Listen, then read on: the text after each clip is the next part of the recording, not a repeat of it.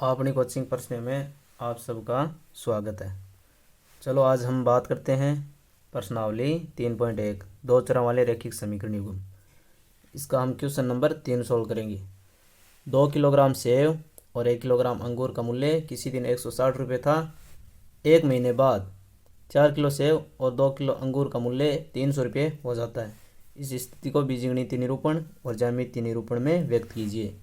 चलो यहाँ पर दो स्थितियाँ बन रही है। पहले तो देखो ये स्थिति और फिर एक महीने बाद की स्थिति, ये दो स्थितियाँ बन रही है। इन दोनों को हम बीजगणितीय निरूपण रूप देंगे। चलो यहाँ हमें पता नहीं है कि सेव का मूल्य क्या और अंगूर का मूल्य क्या है। तो देखो मान लेते हैं 1 किलो सेव का मूल्य x रुपये और 1 किलोग्राम अंगूर का मूल्य y रुपये है। तो अब प्रश्न के अनुसार दोनों स्थितियों को कैसे डालते हैं देखिए। 2 किलोग्राम सेव, तो 2 किलोग्राम सेव का मूल्य कितना हो जाएगा 2x और 1 किलोग्राम अंगूर का y रुपये। इन दोनों को जोड़ के पहली स्थिति में 160 रुपये होता है। तो पहली स्थिति। दूसरी स्थिति में एक महीने बाद 4 किलो सेव, तो 4 किलो सेव का मूल्य हो जाएगा 4x, ठीक है। और 2 किलो अंगूर, तो 2 किलो अंगूर का मूल्य हो जाएगा 2y। इन दोनों को मिला के मूल्य हो जाता है इन दोनों का 300 रुपये। तो ये देखो यहाँ पर दो समीकरण में प्राप्त हुई है। अब हम इन दोनों बीजगणितीय समीकरणों को ग्राफ के रूप में निरूपित करेंगे। तो देखो यहाँ पर समीकरण 1 से पहले 2x प्लस वाई बराबर 160, यह समीकरण थी। इसको हम y बराबर 160 माइनस 2x, हम इसमें x का मान रखते जाएंगे और y का मान हमें प्राप्त होता जाएगा। यहाँ ऐसा नहीं है कि x का ही मान रखें, हम यहाँ से 2x को इधर ही रख के y को ले जा सकते हैं इधर। लेकिन फिर क्या है, यहाँ पर हमें ये दो अचर है, इसका हमें भाग देना पड़ेगा। तो इससे अच्छा है कि हम इसको ही ले चलें, 2x को ही। यहाँ सिर्फ इस पक्ष में y ही बचेगा, तो y की वैल्यू सीधी और सीधी हमें प्राप्त होती जाएगी। देखो x की वैल्यू यहाँ पर रखी 80, तो यहाँ पर y बराबर 160 माइनस 2 गुणा x की जगह रख दिया हमने 80। तो इसको सरल किया तो y की वैल्यू हमें प्राप्त हुई है 0। चलो इसी प्रकार हम आगे बढ़ते हैं। 3 वैल्यू रखनी है हमें। अब हम x की वैल्यू रख लेते हैं 70। देखो आसपास ही रखनी है वैल्यू, इस प्रकार से रखनी है कि मान है वो ग्राफ से छोटा बड़ा ना हो, है ना। यहाँ पर हमें पूरा ग्राफ में दर्शा सकें, इस प्रकार से हम वैल्यू रखते जाएंगे। यहाँ पर 70 रख लेते हैं। 70 रखने पर या x की 70 रख लिया, इसको सरल किया तो यहाँ पर y की वैल्यू आई हमारे पास 20, ठीक है। आगे हम x की वैल्यू 60 रख लेते हैं, तो यहाँ पर y की वैल्यू हमारे पास सरल करने पर 40 प्राप्त हो जाएगी। तो हम 3 वैल्यू रखी है x की और 3 वैल्यू प्राप्त की है y की। तो इन तीनों वैल्यू को हम एक सारणी में प्रदर्शित कर लेते हैं और इसी की सहायता से फिर हम ग्राफ में निर्देशांक बना लेंगे इनको। तो सारणी 1, समीकरण 1 की है तो सारणी 1 नाम दे दो, x और y।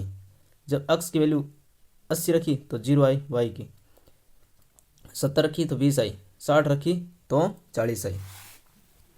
अब इसी प्रकार से हम समीकरण 2 का भी हम एक सारणी रूप प्राप्त कर लेते हैं। देखो 4x प्लस 2y बराबर 300 थी ये समीकरण। इसको हम और सरल बनाने के लिए इनमें से 2 कॉमन ले लेते हैं। देखो यहाँ पर 2 कॉमन आ गया, तो 2 कॉमन आने पर यहाँ पर 2x प्लस y बच जाएगा इसमें, और ये 2 है वो इस 300 के भाग में चला जाएगा इधर, तो भाग में चले जाएगा। यहाँ पर 150 बचा, तो इधर है ये यहाँ बन गई 2x प्लस y बराबर 150। तो इसको हम यहाँ मान रखे, यहाँ पर देखो एक पक्ष में y रख लेते हैं और x है वो x का जो है जो भी पद है वो इधर ले लेते हैं। y बराबर 150 माइनस 2x, यहाँ से इधर आया तो ये माइनस का 2x हो गया। अब इसमें हम x की वैल्यू पुट करते रहेंगे और y की वैल्यू हमें प्राप्ति होती रहेगी। तो देखो x की वैल्यू 50 रख ली, 50 रखने पर ये देखो 2x 2 गुणा हो गई 50, 150 माइनस 2 गुणा 50 100, तो 150 में से 100 गया तो बचा यहाँ पर 50। देखो अब यहाँ पर 60 रख लेते हैं, 60 रखने पर x की वैल्यू 60 रखने पर हमें इस सरल किया तो y की वैल्यू हमें 30 प्राप्त हुई। इसी प्रकार से हम यहाँ पर x की वैल्यू 70 रख ली तो y की वैल्यू यहाँ पर इसको सरल करने पर हमें प्राप्त हुआ y की वैल्यू 10। अब हम तीनों मान को जो रखा है और प्राप्त किया इसको हम सारणी में प्रदर्शित कर देते हैं। x की वैल्यू जब 50 रखी तो 50 है y का मान, और x की वैल्यू 60 रखी तो y 30 प्राप्त हुआ, 70 रखा तो 10 प्राप्त हुआ।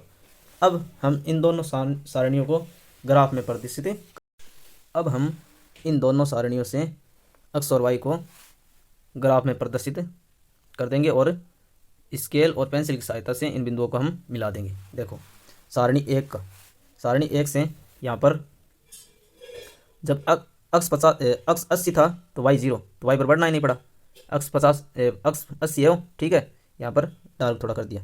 x 70 हो, y 20, तो y पर 20 तक बढ़ना पड़ेगा यहाँ पर लगभग, यहाँ पर, ठीक है। और x 60 हो तो हमें y पर 40 बढ़ना पड़ेगा, तो 40 से लगभग यहाँ पर।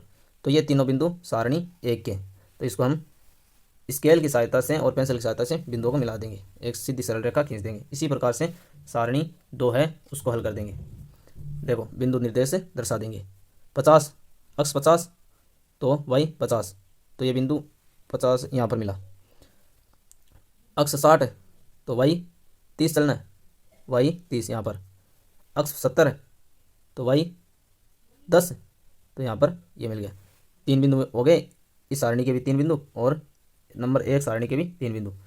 पहले इस सारणी वाला मिला देंगे 3 बिंदुओं को, फिर सारणी 2 के 3 बिंदु आए उसको स्केल की सहायता से